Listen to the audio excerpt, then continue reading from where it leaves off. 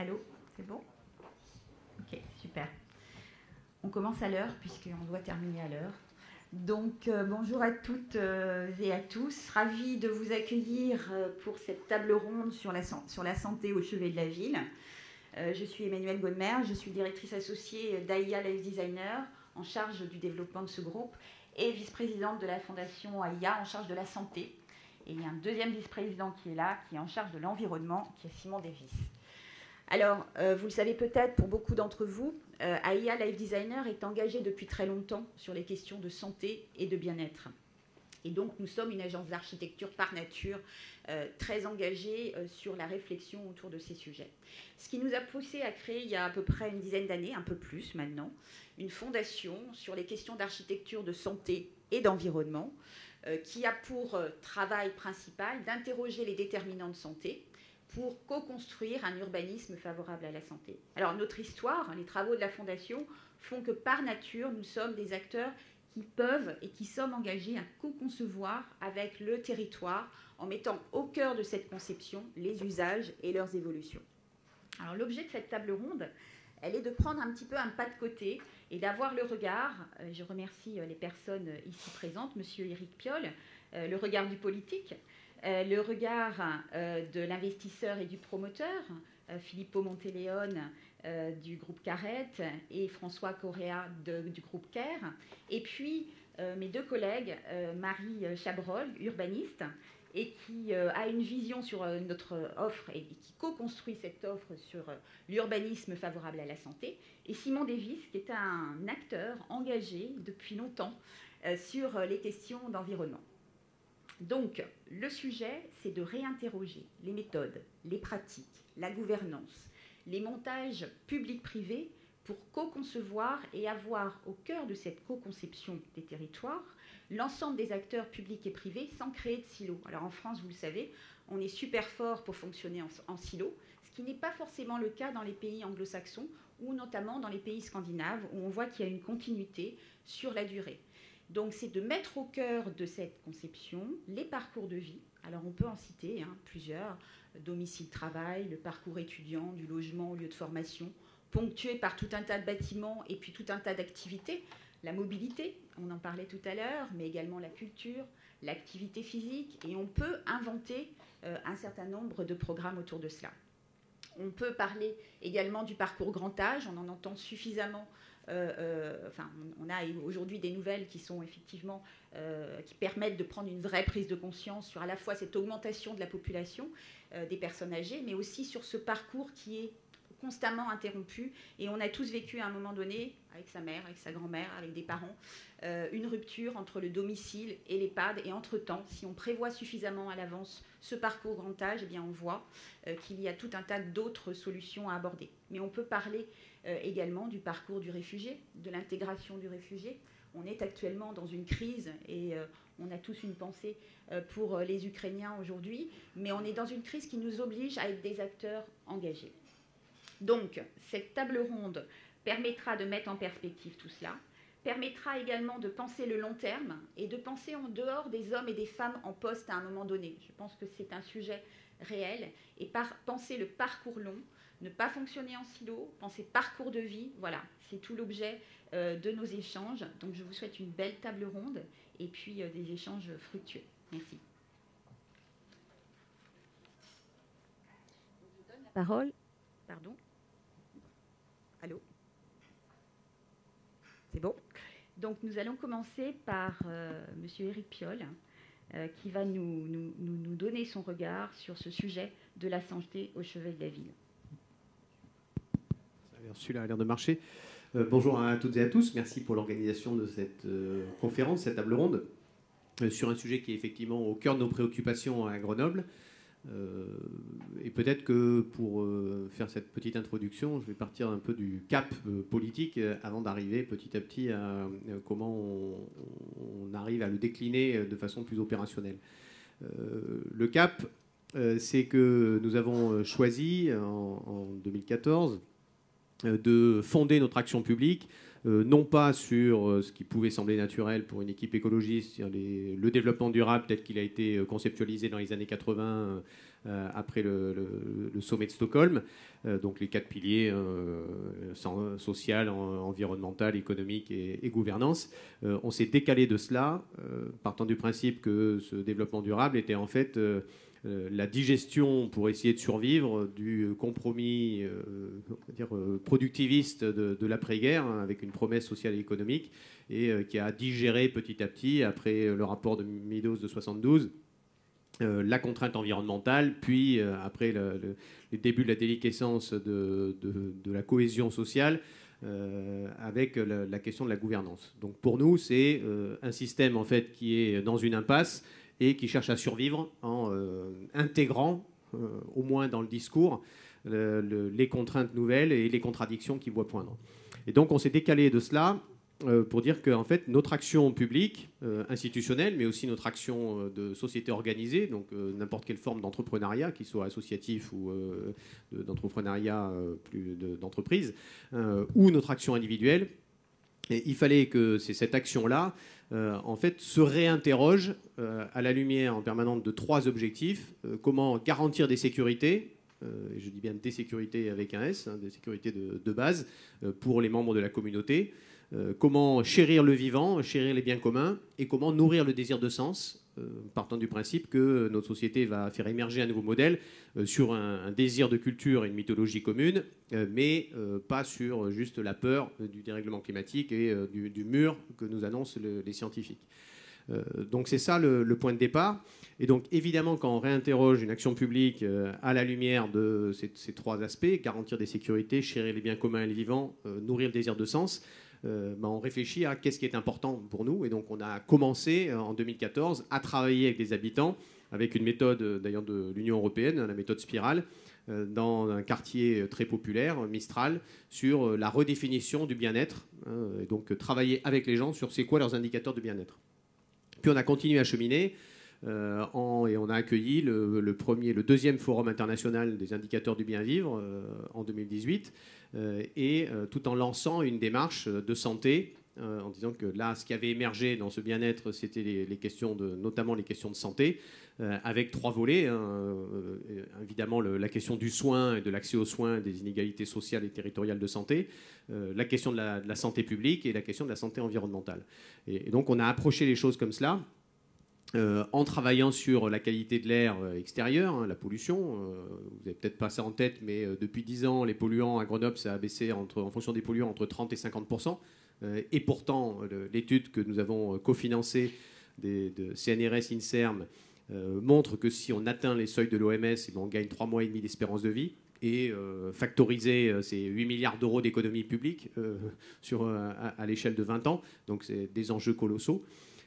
On a travaillé sur la qualité de l'air intérieur en faisant la première école avec un partenariat avec l'ADEME notamment pour trouver le compromis entre les énergéticiens qui font des bulles étanches et les questions de qualité de l'air.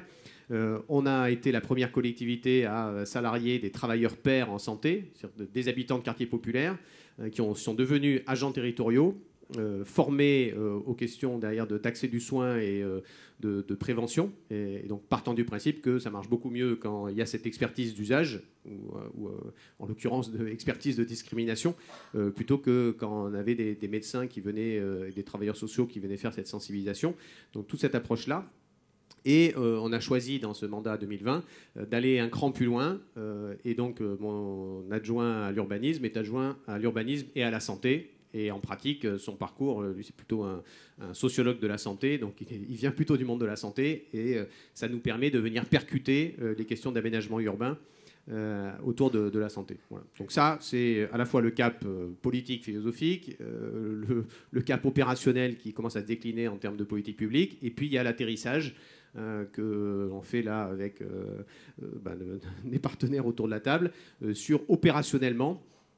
Maintenant, définir les dimensions à l'échelle d'un quartier sur les modes de vie, sur l'offre de soins, sur l'urbanisme résilient et sur aussi la construction, et donc essayer d'aborder toutes ces dimensions.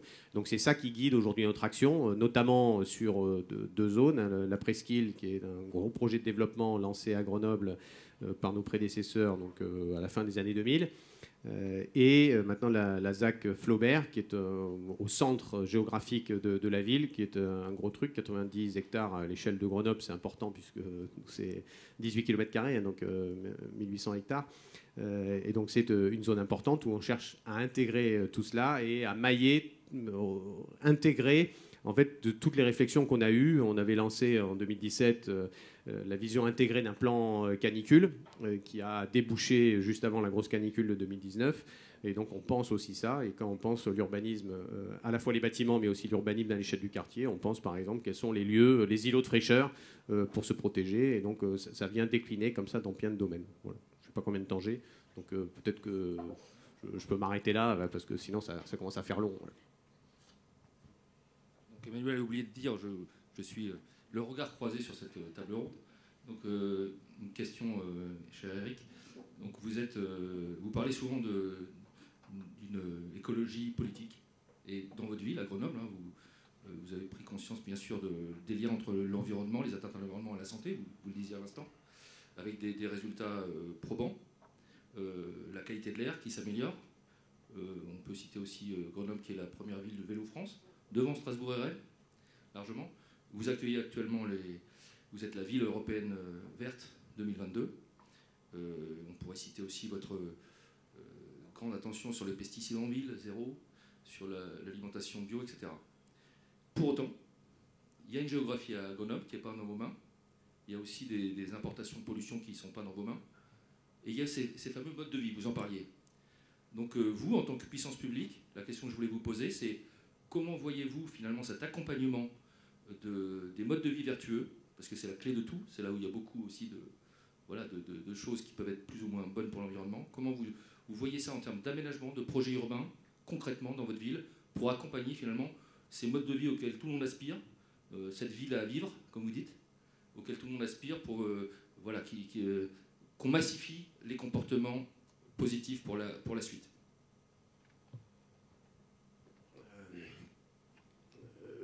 Oui, enfin le principe, effectivement, je parle d'écologie politique parce que je crois que c'est ça qui permet, enfin pour moi, c'est ça qui change le paradigme de ces 4 piliers de développement durable et de la promesse de progrès social et économique qui, depuis 40 ans, quand même, ne correspond plus, ne se traduit pas dans notre amélioration et notre sentiment de bien-être.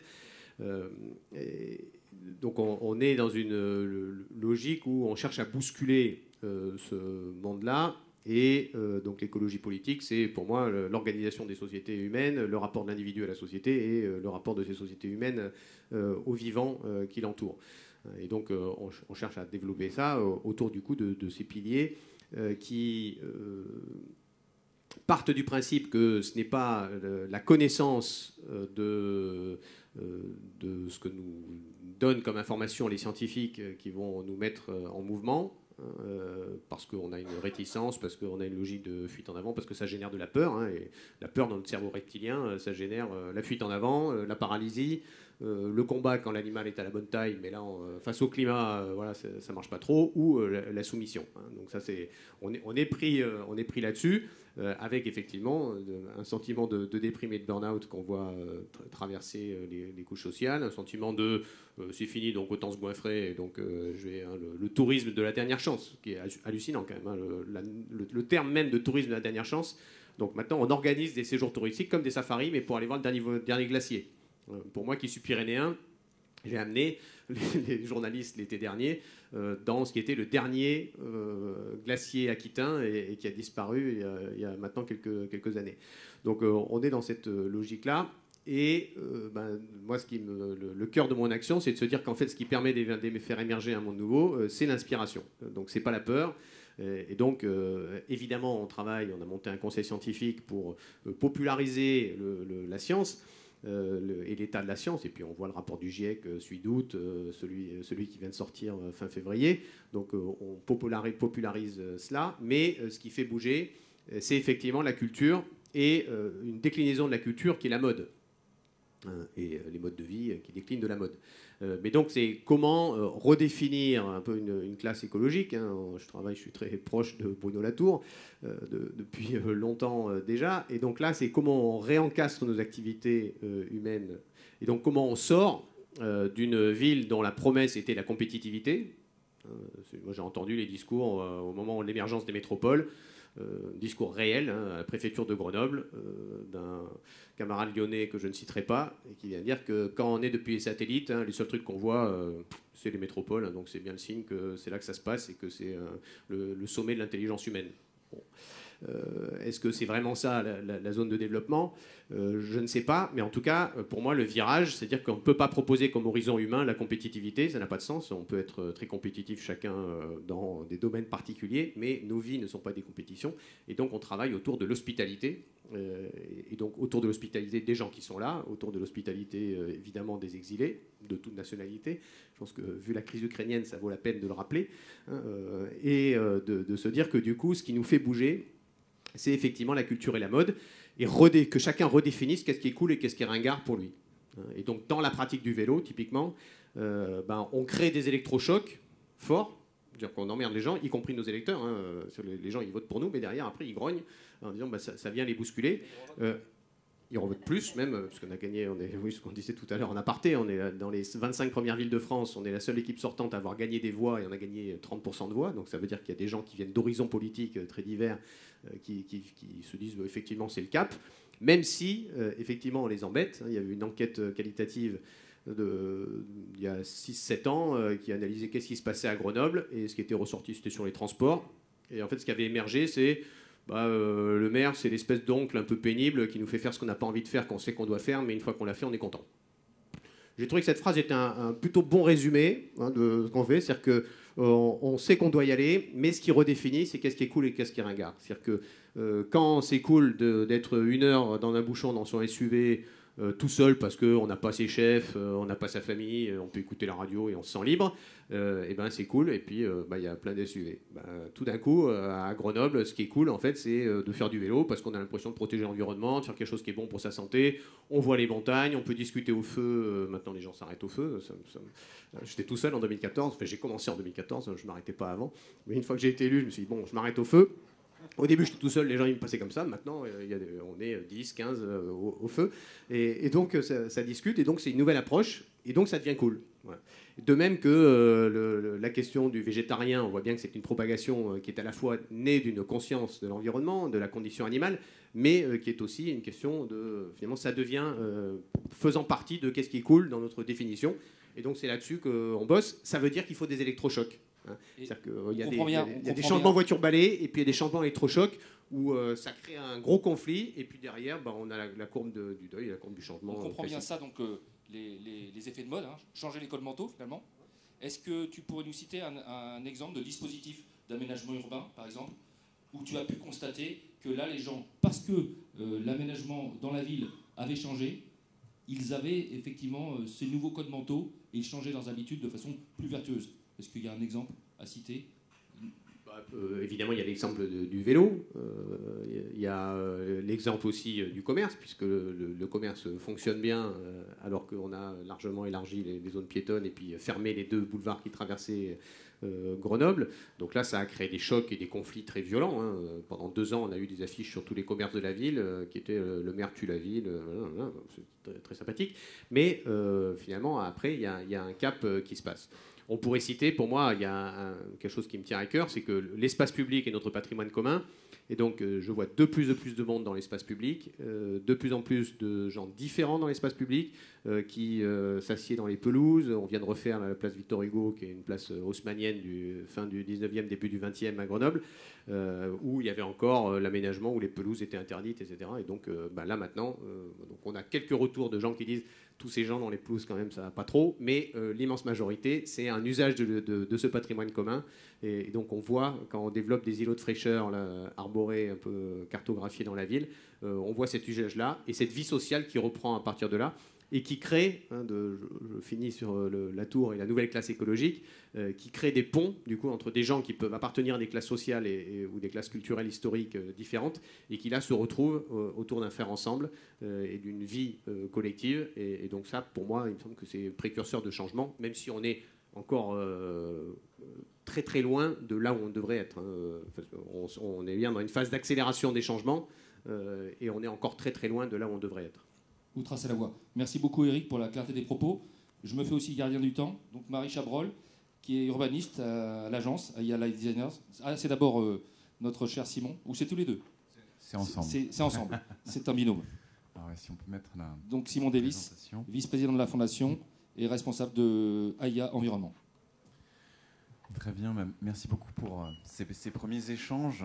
Effectivement, la ville de Grenoble a toujours été précurseur sur la question de la transition écologique et désormais sur le volet santé, montrant que transition écologique et santé collective sont les mêmes facettes d'une même pièce.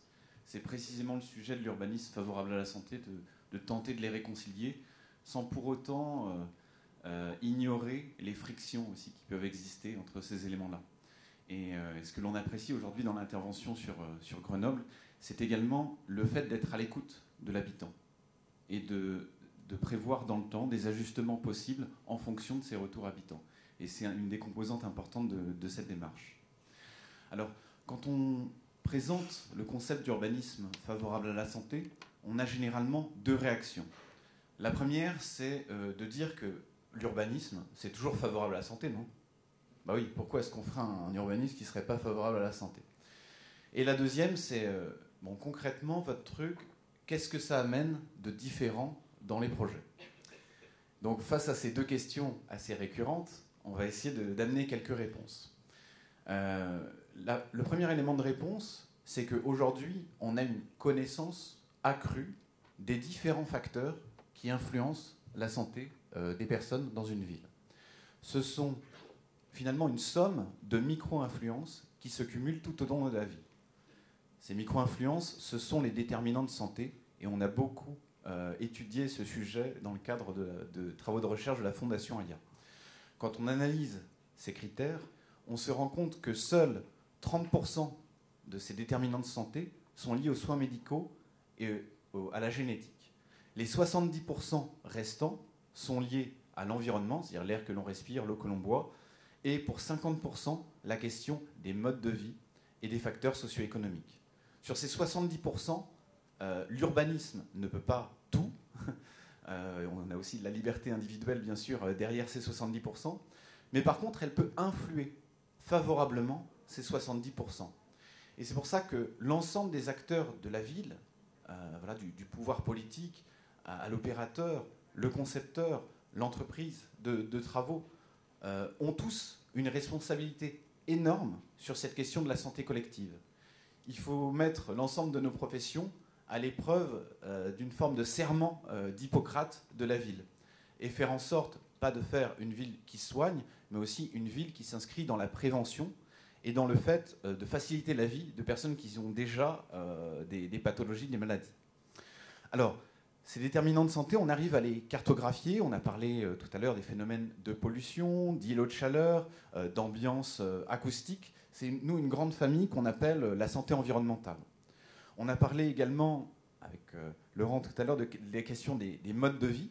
Et effectivement, sur ces questions, on arrive également à faire de la prévention sur la question de l'activité physique, la promotion de l'incitation à l'activité physique quotidienne, la question de l'intermodalité et la question aussi de l'accès à une alimentation saine, qui est un déterminant de santé assez important. Enfin, on va rentrer un peu plus vers l'échelle du logement et on va considérer la question de la santé habitée. Et on voit que cette question de la santé habitée, ce n'est pas seulement la question de la qualité sanitaire de l'air à l'intérieur du logement, mais c'est aussi la question de la diversité de l'offre et notamment ce à quoi le logement donne accès dans un périmètre proche autour du logement. Ça, c'est vraiment un facteur qu'on a pu voir de manière importante dans le cadre de la crise sanitaire. Et enfin, l'offre socio-sanitaire, ce parcours de santé qui va aussi jusqu'à la porte de la personne et jusqu'à ces questions de prévention et de promotion de la santé dans l'espace public. On étudie ces critères et ce qui est intéressant, c'est qu'il faut faire des choix.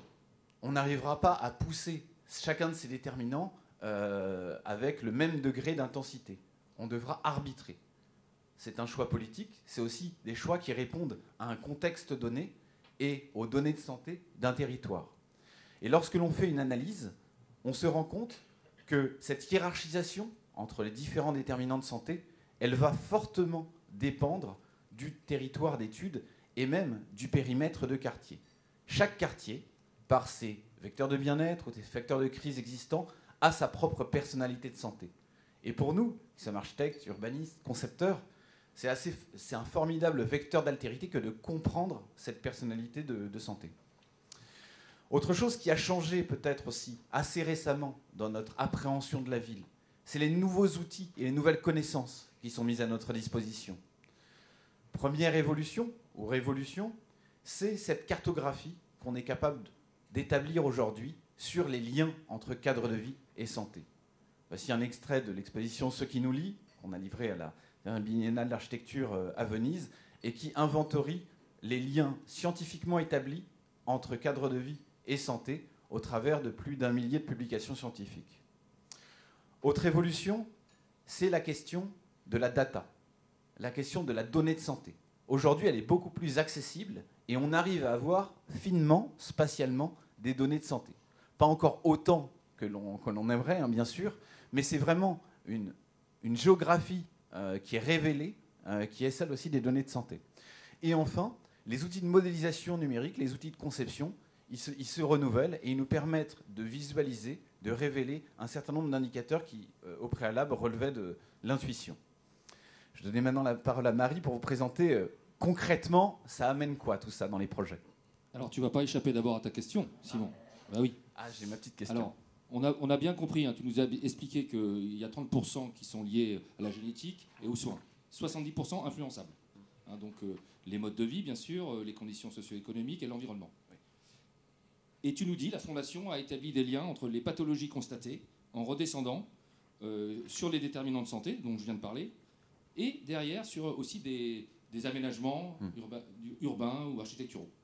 Est-ce qu'aujourd'hui, ces liens que vous avez établis avec la Fondation, avec les datas dont tu parles, la connaissance qui augmente, ça a commencé à changer la méthode de projet de l'agence AIA Light Designers? Est-ce qu'aujourd'hui, on a des concepts, des dispositifs architecturaux, urbains, dont on sait, en remontant dans l'autre sens, qui vont être meilleurs sur la question des déterminants influençables, et donc améliorateurs de la santé des pathologies? Est-ce que tu peux nous donner des exemples? Alors, deux éléments peut-être en réponse à cette question. Le premier, c'est que je vous rassure tout de suite, on n'a pas encore trouvé de formule mathématique ou scientifique où on appuie sur un bouton et ça nous génère, on va dire, l'urbanisme parfait, préventif en matière de santé. Comme ça a été rappelé tout à l'heure, et très bien, finalement, cette question de la santé dans la ville, elle relève à la fois de cette métrique assez scientifique, mais également du volet sensible, du récit que l'on pourra aussi bâtir collectivement autour du projet. Et ce qui fait qu'il n'y a pas de recette pour faire une ville santé. Et donc, si méthode il y a, si processus il y a, son premier rôle, c'est la singularisation, c'est l'adaptation aux singularités du territoire d'étude. Et oui, effectivement, c'est quelque chose qui, pour nous, replacer la santé au centre, ça crée une altérité avec la pratique et ça crée des projets un peu différents.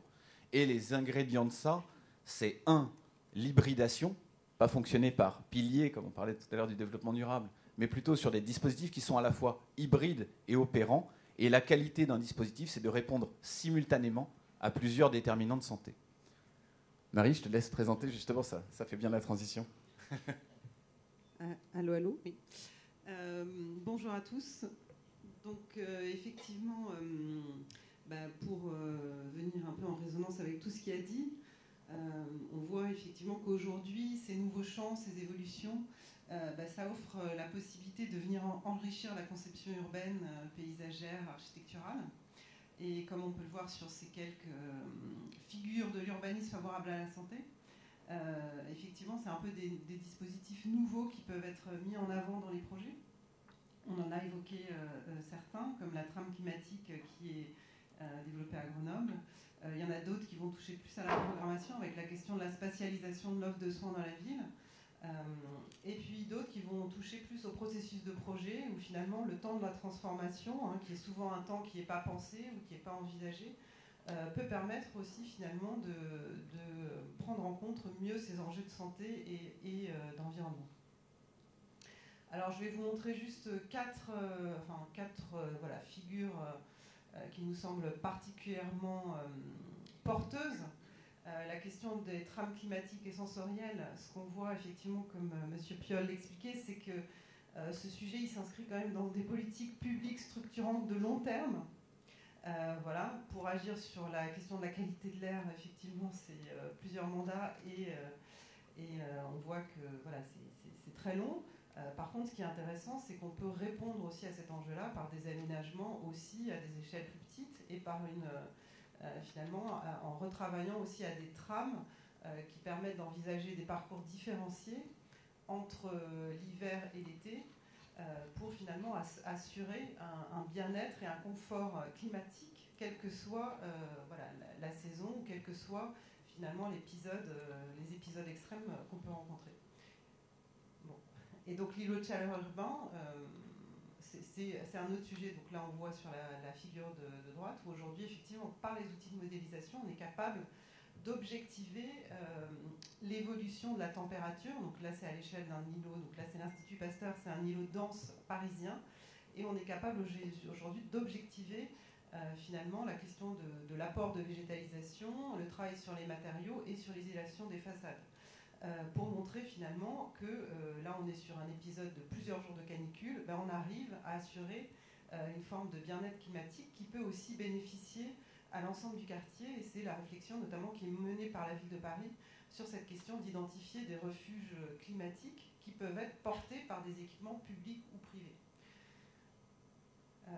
Sur la question de la morphologie urbaine préventive, on l'a un peu évoqué, mais c'est vrai qu'aujourd'hui, on sait bien que la question des derniers fonciers à urbaniser, elle est souvent située dans des sites qui cumulent différents niveaux de contraintes, des sites situés au bord d'infrastructures routières qui peuvent être très nuisantes, au niveau de la pollution de l'air, mais aussi du bruit.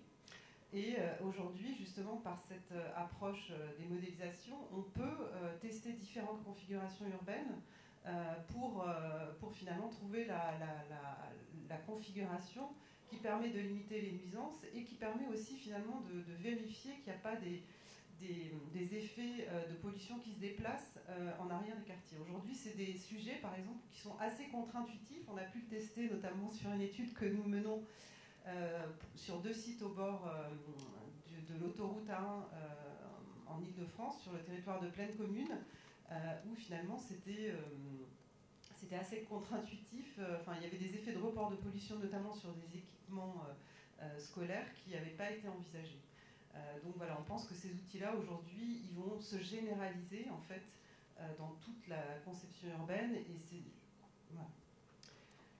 Donc sur la question, effectivement, la question de la ville inclusive, on l'a déjà évoqué, mais c'est un axe crucial qui passe justement par une approche plus inclusive de l'espace public qui doit s'adresser à tous les types de publics.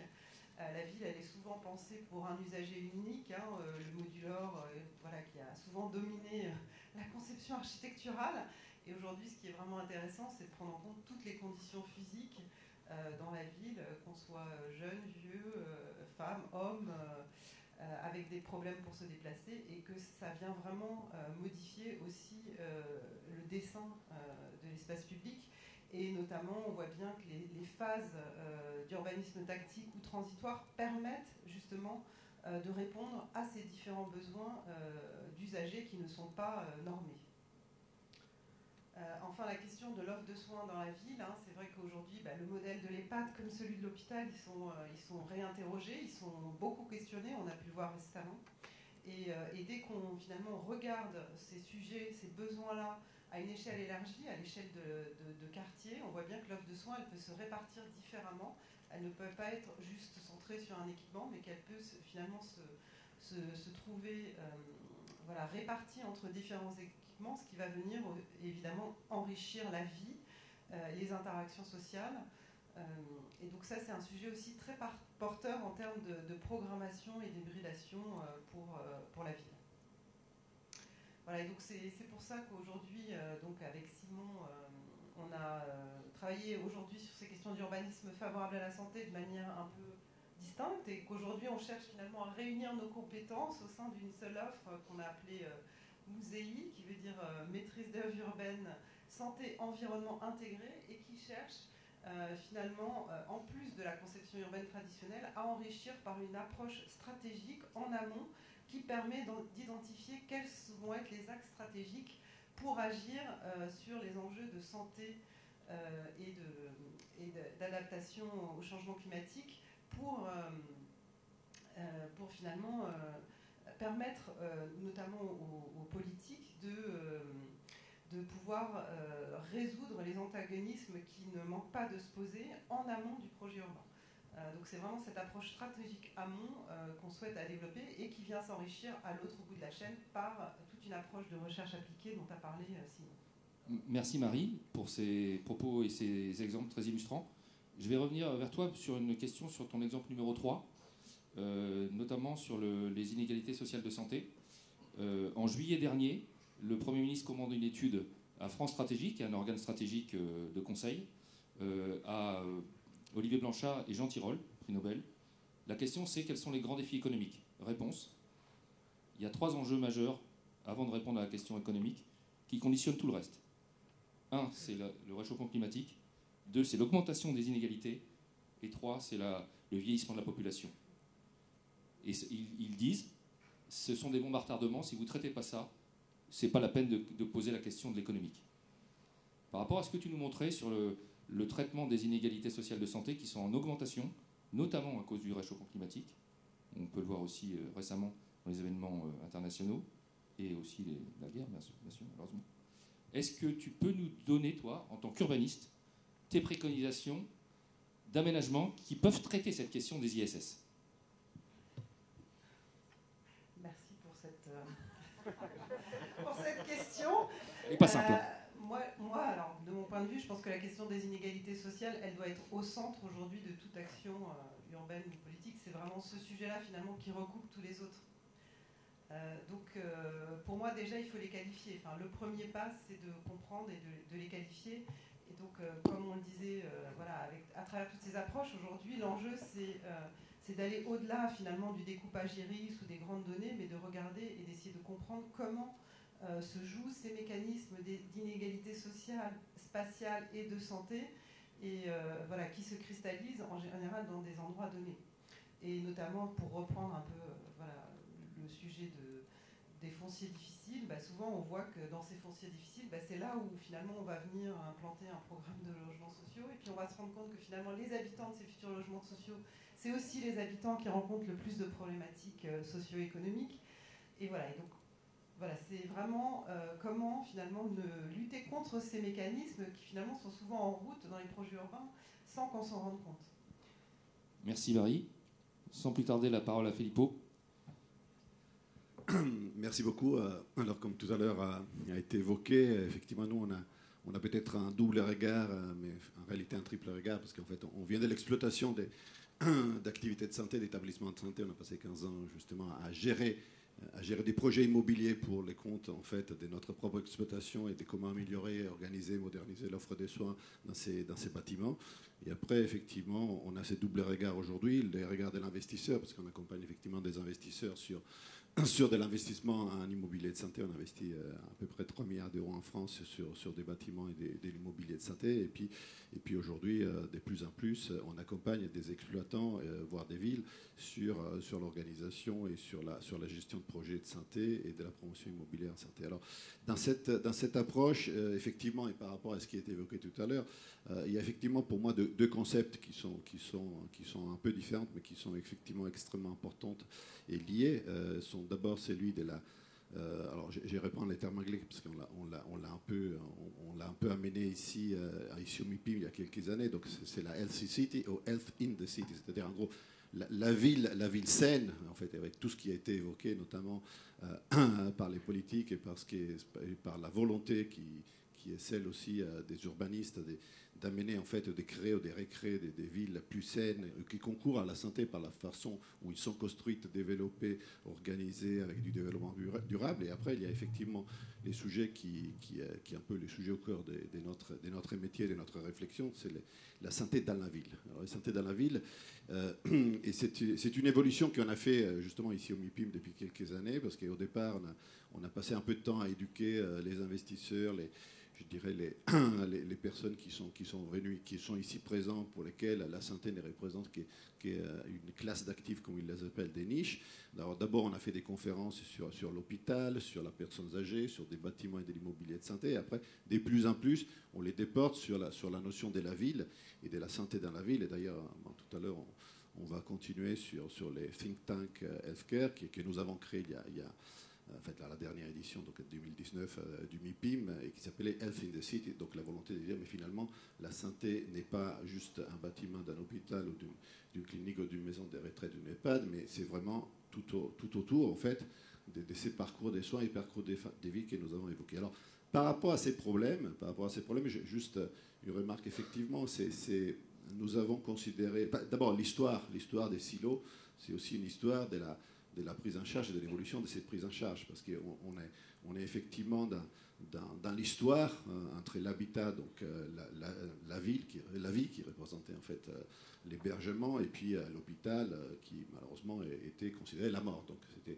vraiment la contraposition entre la vie et la mort, entre l'habitat et l'hôpital, la maison, l'hôpital. Et donc en fait, avec l'évolution des villes, mais aussi avec l'évolution des pathologies et la technique qui fait qu'en fait on vit de plus en plus longtemps, avec un bon santé, mais avec des pathologies chroniques, avec en fait des gradations de cette problématique, on s'est rendu compte en fait que finalement il n'y a plus deux endroits. Il n'y a plus deux endroits, un endroit d'hébergement, un endroit de traitement. L'endroit des traitements d'ailleurs est devenu de plus en plus un endroit dans lequel on passe, donc on parle des flux, on ne parle pas d'hébergement.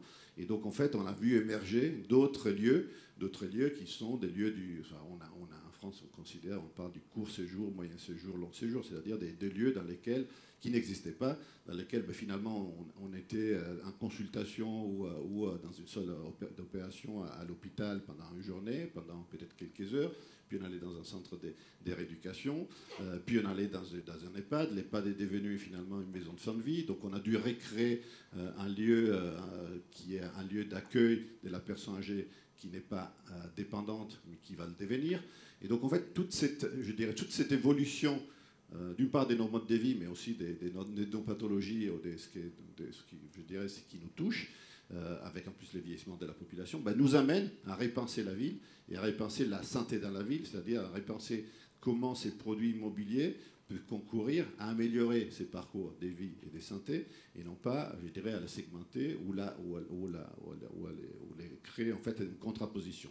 Et donc en fait, on est en plus dans une problématique des lieux qui doivent rester ouverts sur la ville, qui doivent rester en fait dans laquelle on doit rester dans une relation en fait avec la ville, parce qu'on est malade mais on travaille, parce qu'on est âgé mais on continue à vivre dans la ville, parce qu'on vit dans la ville de manière différente, et donc en fait comment effectivement on n'est plus dans un endroit, on met les personnes âgées, on met les personnes malades, et dans l'autre, en fait, on met les personnes qui sont dans d'autres conditions, parce qu'en réalité, il n'y a plus cette dichotomie, déjà, par rapport à comment la ville a été structurée. Et donc, en fait, la vraie question pour moi, d'un point de vue urbanistique, et par rapport à nos projets, ou les projets que nous portons, c'est comment on arrive à avoir cette mixité d'usage, qui est une mixité d'usage qui, en plus, correspond à la vie d'aujourd'hui. Aujourd'hui, on est sur du coworking, du co-living, du co-quelque chose. Donc, donc tout est partagé.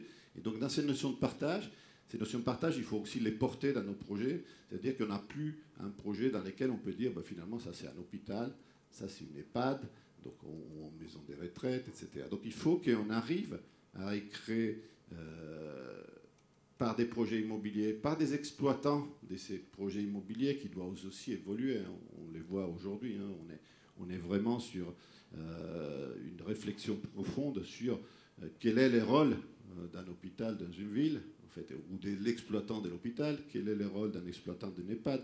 Donc ça, c'est des débats qui malheureusement passent aussi par des crises et par des remises en discussion qui aujourd'hui sont vraiment d'actualité. Mais au-delà de la crise et de la problématique de la crise, quel est le rôle qu'il va avoir cet exploitant. Et donc, une fois qu'on redéfinit aussi comment cet exploitant, il est plus transversal, et il est un exploitant d'un parcours de vie ou d'un parcours de soins, mais comment on lui apporte dans l'organisation, de la conception et de la réalisation de ces bâtiments, qui doivent être aussi effectivement des bâtiments positifs, des bâtiments qui dirais, concourent à la santé, enfin, à la ville saine, dans des parcours des villes saines, et comment ces bâtiments sont construits pour prendre en charge ces personnes. Alors, effectivement, enfin, notre métier, comme je le disais, on est sur la santé, sur le médico-social, sur l'handicap, sur la protection de l'enfance. En fait, nous, on est focalisé sur ces métiers.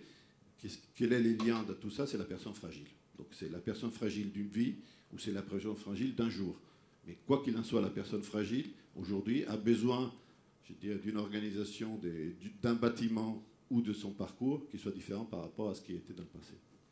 Donc on comprend bien effectivement cet accompagnement des parcours de vie avec une offre hybride de santé globale. Il y a un point aussi sur lequel je voudrais te poser une question, Filippo, c'est on n'a pas parlé là on parle de services, d'exploitation, donc des personnels, qui soient socio-médicaux, médecins, accompagnants, etc. Comment, d'après toi, face à une carence aujourd'hui de vocation et aussi une pénurie de ressources humaines quelque part, accompagner ces parcours de vie, qu'est-ce qu'il pourrait faire dans les investissements urbains qu'on redonne envie, on redonne des vocations, alors, dans les choses qui sont entre tes mains, ou dans les mains des investisseurs, pas au domaine politique, ça c'est autre chose, les salaires c'est autre chose, mais dans les conditions urbaines d'accueil, des bâtiments, des lieux de soins, d'accompagnement, qu'est-ce qu'on peut faire aussi pour cette qualité de vie au travail qui fait qu'on sait pourquoi on se lève le matin? C'est une excellente question parce qu'effectivement, déjà, ça fait une bonne transition par rapport à la table ronde que je vais animer à 11h sur ce sujet. Donc, je vous invite en fait après à venir au workshop donc, qui sont de l'autre côté du bâtiment. Mais en fait, finalement, c'est les principaux enjeux d'aujourd'hui. En fait, on en parle un peu, mais pas assez, je trouve. C'est qu'en fait, on a aujourd'hui un enjeu majeur au niveau global, dans tous les pays du monde, sur les personnels de santé et sur les médecins et sur donc une pénurie qui s'est accentuée, qui était déjà là, mais qui s'est accentuée de manière extraordinaire avec la pandémie. Donc aujourd'hui, on a un vrai problème par rapport à ça. En fait, on a beau à imaginer effectivement de l'organisation des soins, etc. Mais si on n'a pas les personnes, et malheureusement pour beaucoup de ces personnes, que ce soit du personnel hospitalier, des médecins, que ce soit des aides-soignants dans les EHPAD, le télétravail n'est pas forcément l'option qu'on peut imaginer. Donc il faut vraiment recréer une attractivité. Alors bien sûr, il y a d'autres sujets qui plus dans les domaines politiques, de la formation, de l'augmentation des numerus clausus, de la gestion en fait de tout l'afflux qu'on va avoir dans quelques années plus des professionnels. Mais il y a comment aussi les professionnels qui sont partis, qui ont décidé de changer de vie, on les fait revenir en fait dans cet univers. Et donc pour moi il y a plusieurs solutions. Déjà effectivement il faut qu'on optimise au maximum les temps que ces gens apportent à la personne fragile, donc, comme je le disais, dans les différentes conceptions de cette personne. Donc ça veut dire qu'il faut plus de technologies, et il faut des bâtiments qui permettent en fait déjà de soigner mieux, de prendre en charge mieux. C'est-à-dire qu'en fait, on ne peut plus continuer à utiliser, je dirais, du personnel pour faire de l'administratif, pour faire des kilomètres, pour faire des choses qu'on peut faire avec de la data, de la technologie et des organisations des bâtiments plus compactes et mieux pensées. Donc ça, c'est le premier sujet. Le deuxième sujet, je pense qu'effectivement, il faut penser ces bâtiments aussi pour les personnes qui y travaillent. Et donc la qualité de vie au travail, c'est essentiel. Nous, je me rappelle, on travaillait beaucoup sur les sujets de ce qu'on appelle les LNPS, c'est-à-dire en fait des indicateurs sur je dirais, pour les patients, sur des qualités par rapport à leur passage dans une clinique, dans un hôpital. Et en fait, on s'est rendu compte que vous pouvez mettre toutes les meilleures organisations du bâtiment, etc. La chose qui est les plus importante, c'est l'NPS, c'est-à-dire la qualité de vie au travail. Un personnel qui est motivé, qui gère bien, etc. Donc ça veut dire que recréer cette dimension est fondamental. Je dois couper. Je voulais prendre le micro, c'était symbolique. Ah, pardon. Comme ça, on passait la parole à François. Merci de cette invitation enrichissante de participer à cette table ronde, effectivement, qui réunit plein d'acteurs. On s'en rend bien compte que mettre en œuvre la santé dans nos résidences, dans nos quartiers, dans nos villes, ça part d'abord d'une volonté politique, et ensuite ça engage l'ensemble des acteurs. À l'échelle de notre bâtiment, on est promoteur immobilier, Car Promotion, et on intervient uniquement à l'échelle de nos bâtiments. On a aussi notre part à faire pour apporter de la santé auprès de nos habitants. La valeur de l'entreprise, car Promotion, elle le porte dans son nom, c'est de prendre soin. Et ce soin, on essaie de l'apporter auprès de nos clients, les usagers, les habitants de nos résidences, auprès le soin porté à la construction des bâtiments, la qualité de ceux-ci, en imaginant une qualité pérenne, s'assurer que effectivement ces bâtiments puissent tenir sur le long terme, avec une belle qualité de fabrique, et puis également le soin porté effectivement dans l'implantation au cœur de la ville. Et finalement, ce soin, ce souci particulier, on le porte dans la conception de nos résidences, de nos logements, pour effectivement donner plus de confort, notamment aux habitants, avec des espaces de vie libérés, avec des surfaces extérieures privatives, mais qui offrent finalement une pièce en plus et une visibilité également plus large sur l'extérieur, et puis également en faisant soin également aux parties communes, à la fois intérieures et extérieures, sur l'aspect paysager qui apporte du sens et qui justement active le sens des êtres humains et des habitants. Et finalement, une fois qu'on a fait tout ça, c'est effectivement l'objectif, c'est d'apporter du bien-être auprès des résidents. Mais il y a 3 ans, après les débats de la qualité de l'air extérieur, on a beaucoup parlé de la qualité de l'air intérieur. Et du coup, ça nous a un peu sensibilisé à ce sujet-là, au sujet plus global du bien-être, mais relatif à la santé, qui va effectivement participer à ce bien-être. Et en plus, quand on entendait les statistiques de l'ADEME qui disaient qu'on passait 16 heures par jour dans son logement, on s'est dit, 16 heures, ok, la qualité de l'air, c'est un vrai impact, mais finalement, il y a plein d'items qui vont avoir un impact en vivant 3/4 du temps dans son logement. Et en plus, statistique, c'était avant la crise sanitaire, et on imagine bien que depuis, avec le télétravail notamment, on y passe beaucoup plus de temps. Et donc, du coup, on a réfléchi à comment faire pour apporter une offre complète qui apporterait du bien-être en dehors du confort qu'on avait initié au départ. Et on s'est associé avec deux expertises, parce qu'on n'a pas cette expertise-là relative à la santé. Donc on s'est fait accompagner de 2 AMO, un développement durable, environnemental, et un AMO santé, avec Visea et Midieco. Et puis finalement, ce travail-là, depuis 3 ans, nous a conduit à la rédaction d'un label. Et le label, alors on a beaucoup de labels en ce moment, donc on n'a pas trop envie de les empiler, etc. Et en plus, qui se confrontent les uns les autres, ils ne sont pas toujours hyper cohérents. Mais néanmoins, ça donne du sens aussi à notre action auprès de l'ensemble de nos collaborateurs. C'est-à-dire que finalement, on entraîne toute l'entreprise dans la démarche. Et donc ce label, finalement, ensuite se concrétise par des contrôles. Il y a un certificateur qui s'appelle le prestataire et qui va nous délivrer ce label-là. Mais finalement, ça engage surtout effectivement l'ensemble des participants de la construction de l'ouvrage. Finalement, ce qu'on réalise, ce sont des logements. Ces logements, c'est d'abord des lieux de vie. D'abord, ce que recherchent nos clients, c'est le cocon, c'est la protection. Et donc, effectivement, il y a de nombreuses sources de pollution qui sont à prendre en ligne de compte. Et on s'est attaché, avec nos partenaires, à avoir une vision holistique sur la santé. Et donc, le label contient 11 items qui vont de la qualité de l'air intérieur, et bien évidemment, mais également à la cohésion sociale au sein de la résidence, en passant par la nature en ville, par l'acoustique et d'autres items. Alors, comment ça se traduit finalement dans les faits? Alors, Justement, je reviens à ma question, parce que je suis gardien du temps aussi. Donc François, on a bien compris déjà cette idée assez intéressante d'avoir son propre label, en disant, bon, nous on travaille comme ça, et on prend une vision holistique qui nous est propre. Tu parlais de santé tout à l'heure, donc de santé globale, physique et psychologique. On sait qu'aujourd'hui la santé psychologique est beaucoup liée en fait, au bien-être lui-même, en fait, qui dépend de la qualité des liens sociaux entre les gens. Comment, concrètement, dans les projets Care Promotion, puisque Care, c'est bien ça, prendre soin, vous prenez soin de la qualité des liens que vous allez pouvoir créer dans vos dispositifs, grâce à vos dispositifs. Donc comment et à quel moment vous fixez ces dispositifs dans vos projets et comment vous garantissez qu'ils vont être maintenus jusqu'au bout quand vous avez fixé des concepts qui vont favoriser ces liens sociaux dans vos résidences? Effectivement, alors il y a deux sujets. Il y a la cohésion sociale du bâtiment. Et tout à l'heure, on parlait également alors, on peut porter toutes les réponses sur les enjeux sociétaux et difficultés, les écarts sociaux et l'égalité, effectivement. Mais on s'est rendu compte, en tout cas, sur un point où on pouvait partager ces deux items.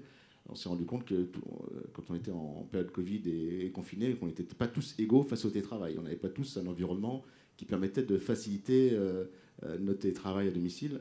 Et donc, finalement, avant nous, Claque Convention, on a 4 ans et demi d'existence. C'est notre première opération. On a imaginé tout de suite un espace commun. Donc, pour répondre à ta question, un espace commun.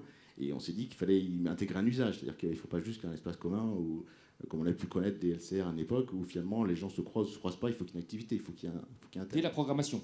Dès la programmation. Si c'est pas envisagé dès l'amont, c'est jamais fait en fait. Et donc, effectivement, dès la programmation, cet espace commun, on s'est dit que c'était une bonne idée. Le télétravail, on entendait déjà parler à l'époque.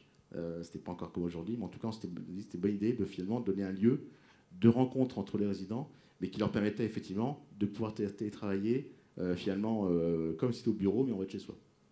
Et donc, depuis, on a livré notre premier espace, on en a livré 4 cette année. Et finalement, on l'a baptisé en bas. On l'a baptisé en bas parce que ça avait du sens. Et cet espace-là, il va intégrer des espaces de bureaux en open space, des petites salles fermées, et puis également des cabines pour pouvoir s'isoler quand c'est nécessaire.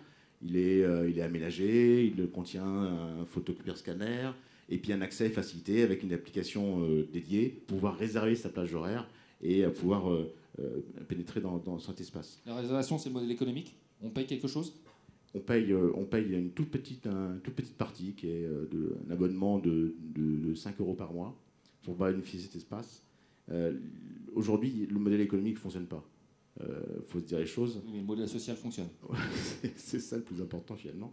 Mais effectivement, comme on l'a intégré dès le départ dans notre conception et dans le bilan à l'origine, ensuite sur le long terme, ce qui est important pour nous, c'est que ça marche. C'est-à-dire que c'est sympa de faire un truc innovant, mais il faut que ça marche. Super. Et pour que ça marche, juste un dernier mot, on a décidé de le garder en foncière propre et de gérer cet espace. Donc sur le long terme. Donc il n'est pas dans la copro, il est intégré dans la copro. Et dernier point, il ouvre aussi une porte sur l'espace extérieur, sur le domaine public. Et donc on aménage grâce à cela aussi nos pieds d'immeuble. Bel exemple d'un dispositif qui marche à l'échelle du bâtiment. Emmanuel Godmer, pour conclure notre table ronde. On conclut.